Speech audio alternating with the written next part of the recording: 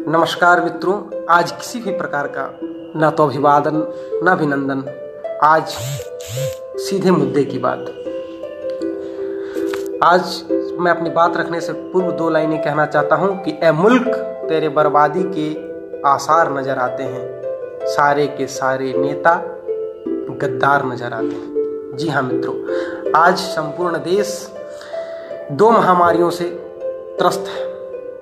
एक महामारी जिसके लिए संपूर्ण विश्व चिंतित है और जिसके इलाज की संभावनाएं हैं, जिस पर कुछ एहतियात बरतने से लोग की अपने के बीच की दूरियों को मेंटेन करने से एक रोग, एक महामारी जो संक्रमण का रूप ले चुकी है, उसका खात्मा संभव है।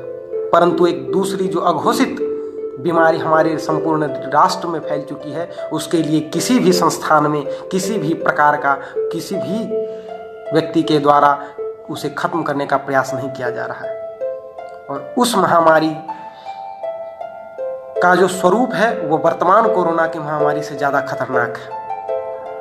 आज जब पीड़ा, मेरी वेदना चरम पर पहुंच गई, तब मैं आज ये वीडियो शूट कर रहा हूं।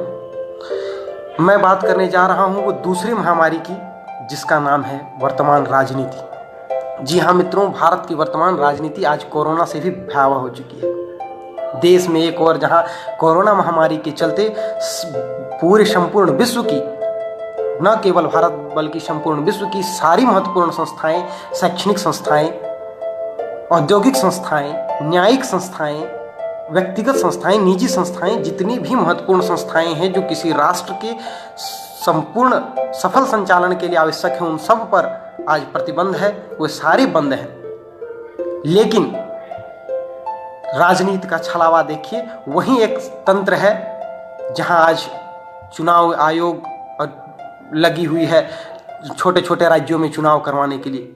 बड़े बड़े नेता आ रहे हैं रैलियों में, लोगों का हुजूम उमड़ रहा है और वहां कोरोना के कारण केवल राष्ट्र में आज चुनाव हो रहे हैं।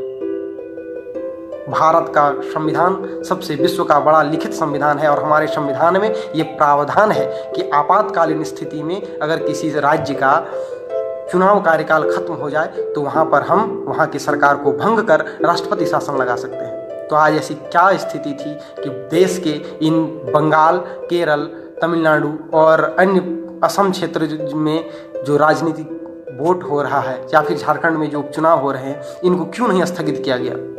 आज कौन जिम्मेवार है इसके लिए? आज लोगों की मृत्यु जो इस कोरोना के कारण, इस संक्रमण के कारण होगा, इसका जिम्मेवार कौन होगा? भारत के प्रत्येक संस्था, चाहे न्यायिक संस्था हो, हमारा सर्वोच्च न्यायालय हो, वो भी भ्रष्ट हो चुका है। हमारा चुनाव आयोग पूर्णतः विफल है। केंद्र की सरकार संपूर्ण दोषी है, जिसने इसको रोकने का प्रयास नहीं किया। साथ ही साथ संपूर्ण राष्ट्र में जितनी भी विपक्षी दलें हैं वो सब कमजोर और चोर हैं।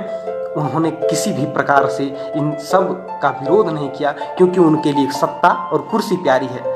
उन्हें जनता के जीने या मरने की किसी भी प्रकार की चिंता नहीं है। मेरे प्यारे देशवासियों, अब हमें इन चोरों, गद्दारों और ये राजनीतिक पार्टियां जिन्होंने अपना वर्चस्व कायम कर रखा है, जिन्हें लगता है कि ये संपूर्ण देश इनकी पॉकेट का है, हम जनता इन मूर्ख हैं, उन्हें अब सबक सिखाने का समय आ गया है। तो मेरे प्यारे मित्रों, देशवासियों, अब सब मिलकर इन भ्रष्ट तंत्रों के खिलाफ